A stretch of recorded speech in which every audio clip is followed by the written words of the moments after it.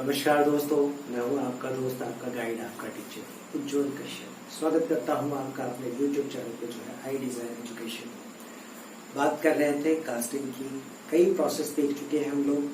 बात की थी हमने क्लासिफिकेशन ऑफ कास्टिंग की, बात की थी हमने classification of casting on the basis of mould being used. Classify किया था हमने सबसे पहला एक्सपैंडेबल मोल्ड्स के बेसिस पे, मोल्ड्स के बेसिस पे क्लासिफिकेशन की थी हमने। और पहली क्लासिफिकेशन थी आपकी एक्सपैंडेबल मोल्ड्स और दूसरी थी आपकी परमानेंट मोल्ड्स।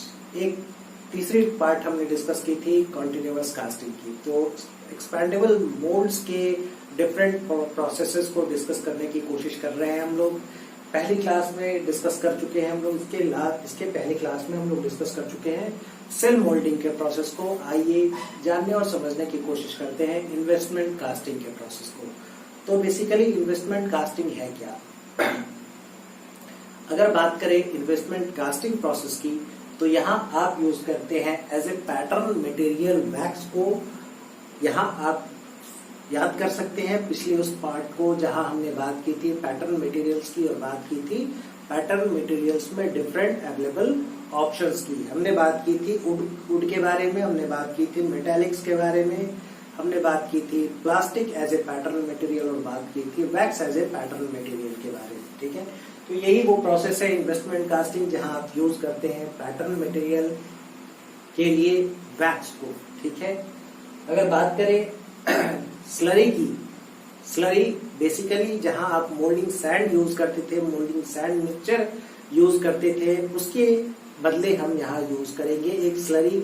और स्लरी के कॉम्पोजिशन की अगर बात करें तो स्लरी के कॉम्पोजिशन में मेजर इंग्रेडिएंट है आपकी सिलिका फ्लोर की, सेकेंड पार्ट है इथाइल सिलिकेट की और वाटर की, मॉइस्चर की। ठीक है, इन तीनों के कॉम्पोजिशन को ऑफन हम लोग सिरेमिक स्लरी भी कहते हैं। अगर बात करें कुछ एडवांटेजेस की कि आप इन्वेस्टमेंट कास्टिंग की प्रोसेस क्यों यूज करते हैं, इसके क्या एडवांटेजेस हैं, तो इन्वेस्टमेंट कास्टिंग एक प्रिसीजन कास्टिंग मेथड है। अगर बात करें सरफेस फिनिश की, तो सरफेस फिनिश की वैल्यू काफी अच्छी होती है। अप्रोक्सीमेटली आरए की वैल्यू होती है 1.8 टू 3.6 माइक्रोमीटर के आसपास होती है इसकी, आपकी 3.6 माइक्रोमीटर के आसपास इसकी सरफेस फिनिश की वैल्यू होती है। अगर बात करें कुछ और एडवांटेजेस की, तो यहाँ गैस डिफेक्ट की चांसेस बहुत कम होती है। कुछ और एडवांटेजेस है यहाँ पे कि आपकी प्रोडक्शन रेट बहुत हाई होती है। आप यहाँ थोड़े कॉम्प्लेक्स शेप की कास्टिंग कर सकते हैं with respect to other processes और इसकी एक्यूरेसी काफी हाई होती है। तो ये इसके कई एडवांटेजेस हो गए। अगर कॉमन लाइफ में इसके एग्जांपल्स की बात करें कि कहाँ आप इसे अप्लाई करते हैं, तो इन्हें मेडिकल इम्प्लांट्स की कास्टिंग के लिए यूज किया जाता है। इन्हें यूज किया जाता है टरबाइन ब्लेड की कास्टिंग के लिए, जेट इंजन्स के कुछ पार्ट्स की कास्टिंग के लिए, और यूज करते हैं हम इन्हें गोल्ड ऑर्नामेंट्स के लिए भी। और बहुत सारी ऐसी प्लेसेज है जहां आप इन्वेस्टमेंट कास्टिंग की प्रोसेस को यूज करते हैं। एक क्वेश्चन एराइज होती है कि आप इसे इन्वेस्टमेंट कास्टिंग की प्रोसेस इन्वेस्टमेंट कास्टिंग क्यों कहते हैं? तो यहाँ एक हम बनाने की कोशिश करते हैं सिरेमिक सेल को बनाने की कोशिश करते हैं, जो एक तरीके का इन्वेस्टमेंट है, और उसे यूज करते हैं और बाद में उसे डिस्ट्रॉय करते हैं। मतलब we make a ceramic cell which is an investment here, which is initially which is made and later at the later stage it is broken, so we called it as a investment casting process।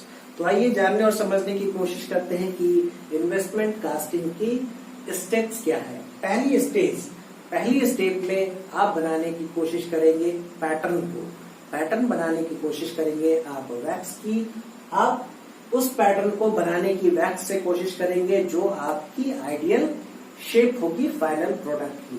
मतलब similar to product आप बनाने की कोशिश करेंगे wax के pattern को। यहाँ मैंने एक सिंपल डायग्राम ही कंसिडर किया है। अगर चीजें थोड़ी और कॉम्प्लिकेटेड हो तो और भी हो सकती है। अगर आपकी प्रोडक्ट कुछ ऐसी हो तो आप ऐसे, अगर ऐसी हो तो आप ऐसे भी प्रोडक्ट को बना सकते हैं। जैसी भी आपकी प्रोडक्ट होगी आप वैसी पैटर्न बनाएंगे with the use of wax as a pattern material. अगर बात करें स्टेप 2 की, तो स्टेप 2 में यहाँ आप इस पैटर्न जो वैक्स पैटर्न है इन्हें अरेंज करेंगे विथ अ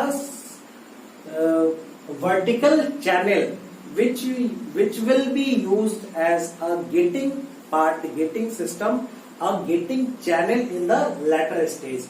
बट आप स्टेप सेकंड में बात करेंगे पैटर्न असेंबली की। जितने आपको पैटर्न्स आप कास्ट करना चाहते हैं एक बार में, आप जितने पैटर्न्स को अटैच करना चाहते हैं अपने सेंट्रल सिस्टम से उसकी असेंबली करेंगे आप स्टेप सेकंड में, और कहेंगे यहाँ आप पैटर्न असेंबली करने की कोशिश कर रहे हैं। देखिए यहाँ एक एडवांटेज है आपकी इस इन्वेस्टमेंट प्रोसेस की, ठीक है। एक लिमिटेशन भी है। लिमिटेशन ये है कि आप बहुत बड़ी कास्टिंग नहीं कर सकते हैं, आप हमेशा छोटी कास्टिंग करने की कोशिश करेंगे, बट हाँ उसकी प्रिसीजन अच्छी होगी, सरफेस फिनिश की वैल्यू अच्छी होगी, कास्टिंग की क्वालिटी काफी अच्छी होगी। तो छोटे पैटर्न्स को, छोटे शेप एंड साइज के प्रोडक्ट को अगर आप कास्ट करने की कोशिश कर रहे हैं तो एक ही स्टेप में आप कई प्रोडक्ट की कास्टिंग कर सकते हैं bye attaching different pattern P1, P2, P3, P4 by attaching different patterns, number of patterns to a central system which will be later used as the cavity, the space, the passage for filling this mold cavity with your molten metal। देखेंगे आगे, ठीक है। तो second step में हम बात करेंगे pattern assembly की। सारे पैटर्न्स को अटैच करेंगे एक सेंट्रल लिंकेज से। स्टेप थर्ड में एक स्लरी बनाने की कोशिश हम करेंगे। अगर इस स्लरी की बात करें तो स्लरी की कॉम्पोजिशन आप यहाँ भी देख चुके हैं। स्लरी की कॉम्पोजिशन है सिलिका फ्लोर की, इथाइल सिलिकेट की और वाटर की। इस स्लरी का क्या यूज है? इस स्लरी का यूज ये है कि जिस पैटर्न को आप अरेंज कर रहे हैं with the central screw system, उस पैटर्न को आप इस स्लरी में डिप करेंगे, ठीक है। एक बार डिप करने के बाद एक लेयर आपके इस ये पे एक लेयर डिपॉजिट होगी, ठीक है। इस पूरे के पूरे सिस्टम पे एक लेयर डिपॉजिट होगी, और depending upon the thickness of layer you need for your final casting, आप उतनी डिपिंग्स करेंगे, ठीक है, उतनी बार डिप करेंगे, और इस प्रोसेस को आप कहेंगे स्टॉकिंग, ठीक है। तो फाइनली क्या होगी? फाइनली ये होगी कि जो ये आपने सेंट्रल स्क्रू सिस्टम के साथ पैटर्न की असेंबली की है, यहाँ multiple dipping according to your need, according to the thickness you need for your final casting, ठीक है। आप एक स्लरी की एक आउटर ये बना लेंगे, इसके ऊपर, इस पूरे की पूरी सिस्टम के ऊपर स्लरी की एक कवरिंग आ जाएगी, ठीक है। अब कवरिंग के बाद अभी भी यहाँ पे पैटर्न, आपका जो वैक्स पैटर्न है वो प्रेजेंट है। अब आपको कैविटी क्रिएट करनी है। कैविटी क्रिएट करने के लिए और इस स्लरी से बने हुए, इस स्लरी के हेल्प से बने हुए इस आउटर कवरिंग में थोड़ी और डायमेंशनल एक्यूरेसी को इम्प्रूव करने के लिए आप करते हैं इसकी फायरिंग, ठीक है। फायरिंग करने के साथ यहाँ जो आपकी वैक्स की पैटर्न होती है वो आपकी इवेपोरेट हो जाती है, और इस स्लरी की स्ट्रेंथ आपकी इम्प्रूव हो जाती है to absorb and handle the molten metal hydrostatic pressure and maintain its dimensional accuracy, ठीक है।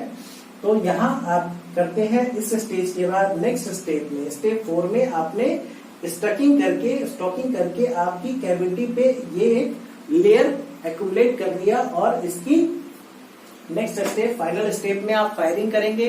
फायरिंग करने के बाद ये कैविटी आपकी सारी की सारी हो जाएगी ब्लैंक, और आपको मिलेगी एक ऐसी कैविटी जहां ये सेंट्रल स्क्रू सिस्टम से आपकी ये कैविटी कनेक्टेड होगी। आप यहाँ मोल्टेन मेटल की पोरिंग करेंगे, मोल्टेन मेटल की आप पोरिंग करेंगे, और इस कैविटी के थ्रू ये यहाँ फिल होगी, इस कैविटी के थ्रू ये यहाँ फिल होगी, इसी कैविटी के थ्रू ये यहाँ फिल होगी, और इस कैविटी के थ्रू ये यहाँ फिल होगी। और आपकी कंप्लीट फिलिंग के बाद, सॉलिडिफिकेशन के बाद, आप इसे डिटैच करके इस सेंट्रल सिस्टम से और फाइनल प्रोडक्ट को आप अपनी फिनिशिंग ऑपरेशन कर सकते हैं और ऑब्टेन कर सकते हैं अपनी फाइनल कास्टिंग। तो ये आपकी स्टेप 5 तक में पूरी की पूरी इन्वेस्टमेंट कास्टिंग की प्रोसेस हो जाती है कंप्लीट। उम्मीद है चीजें क्लियर है। देखिए, इसके पहले वाली भी सेल मोल्डिंग की जो पार्ट थी डायग्राम बेसिस पे मैंने इस तरीके से मेजर पॉइंट्स को एक्सप्लेन कर दिया था और डायग्राम के बेसिस पे आपको पूरी की पूरी प्रोसेस एक्सप्लेन कर दी थी। अब अगर आपसे कोई, देखिए ये पार्ट सेल मोल्डिंग का पार्ट, ये दोनों पार्ट आपके इंजीनियरिंग सर्विस एग्जामिनेशन के लिए बहुत इंपॉर्टेंट है और ऑफन आपके फाइनल सेमेस्टर एग्जामिनेशन में भी ये क्वेश्चंस पूछे जाते हैं। तो अब इसकी नोट्स कैसे बनेगी? नोट्स ऐसे बनेगी कि इंपॉर्टेंट पॉइंट्स ये हैं सारे, ठीक है। स्टेप बाय स्टेप आप कुछ पॉइंट्स लिखेंगे, प्रोसेस आप पहले लिखेंगे, ये सारे पॉइंट्स आप ऐसे ही लिख देंगे इनिशियली, फिर स्टेप्स लिखेंगे। स्टेप 1 में 1 लाइन 2 लाइन में आप इस पार्ट को एक्सप्लेन करेंगे, फिर इस तरीके से मतलब एक एक लाइन लिख के आप हर पार्ट को एक्सप्लेन कर देंगे और साथ में आप फिगर बना देंगे और यही आपकी कंप्लीट हो जाएगी। इसके बाद आप लिखेंगे एडवांटेजेस, इसके एडवांटेजेस और इसका एप्लीकेशन लिख लेंगे, ये आपकी पूरी की पूरी नोट्स हो जाएगी। इससे ज्यादा कोई नहीं पूछेगा आपसे, ठीक है। उम्मीद है चीजें आपको क्लियर है। अगर फिर भी कोई परेशानी हो तो आप मुझे मेल कर सकते हैं या कमेंट बॉक्स में लिख सकते हैं। मैं पूरी कोशिश करूंगा आपकी परेशानी को सॉर्ट आउट करने की। उम्मीद है चीजें आपको समझ आ रही है। अगर चीजें सारी आपको समझ आ रही है तो कृपया लाइक करें, शेयर करें, सब्सक्राइब करें और इन चीजों को थोड़ी शेयर करने की कोशिश करें ताकि कुछ और लोगों के काम आ सके ये सारी चीजें जो मैं कोशिश कर रहा हूँ आप लोगों को समझाने की। मिलते हैं अगले लेक्चर में, देखते हैं आगे की टॉपिक क्या होती है। थैंक यू, जय हिंद।